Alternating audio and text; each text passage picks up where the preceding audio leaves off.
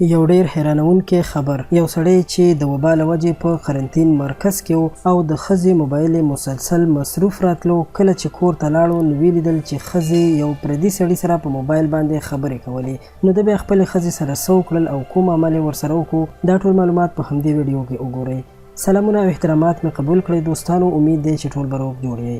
دوستانو، لکه څنګه چې تاسو ته معلومه ده، نن سبا ټوله نړۍ د وبا سره لاس او ګریوان ده او په ډیرو هیوادونو کې د لاکډاون له وجې هیڅوک هم کورونو نه نشي راوتلی او په زیاتره هیوادونو کې خو قرنطین مرکزونه جوړ شوي دي، یعنې خلک کولی شي چې په هغې کې ځان وساتي او د دغه وبا نه بچ شي.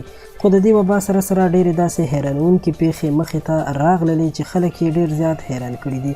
لکه څو ورځې وړاندې په هندوستان کې داسې یو واقعه هم شوې وه چې یو هلک خپلې مور د سودا پسې بازار ته لیږلی و او هغه ځان سره له هغه اړخ نه خپله ښځه راوستله چې 2 میاشتې مخکې هغې سره د خپلې کورنۍ نه پټ واده کړی و. همدغسې په هندوستان کې یو بله واقعه هم مخې ته راغلې ده.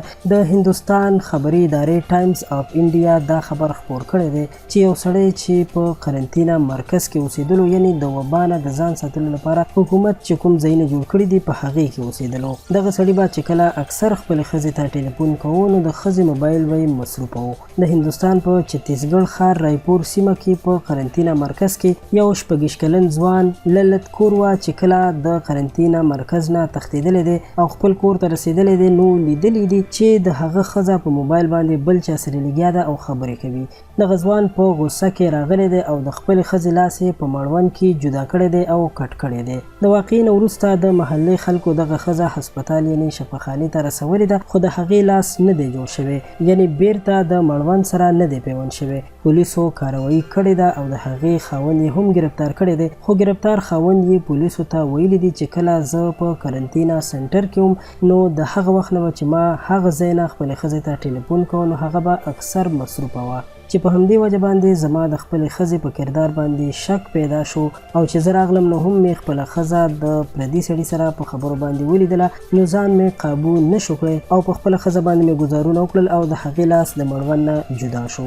تېره میاشت یوه بله واقعه هم د هندوستان په بنګلور کې مخې ته راغلې وه چې یوه ښځه د خپل خاوند په خلاف پولیس سټیشن ته تللې وه او دا دعوه یې کړې وه چې د هغې خاوند د لاکډاون له وجې لامبل پرېښي دي. قدرمنو دوستانو، دا خبر تر همدې ځایه و. ممکن چې تاسو هم داسې ډېرې عجیبه واقعې لیدلې وي، نو دا دعا به کوو چې الله تعالی دې زر تر زره د دنیا نه د دې وبا لمن ټوله کړي او خدای پاک دې خپل رحم وکړي. که ویډیو مو خوښه شوې وي درسره لایک کړئ، زموږ چینل خان کلیک هم سبسکرایب کړئ. تر بلې ویډیو راته اجازت راکړئ، په الله مو سپارم. الله پامان.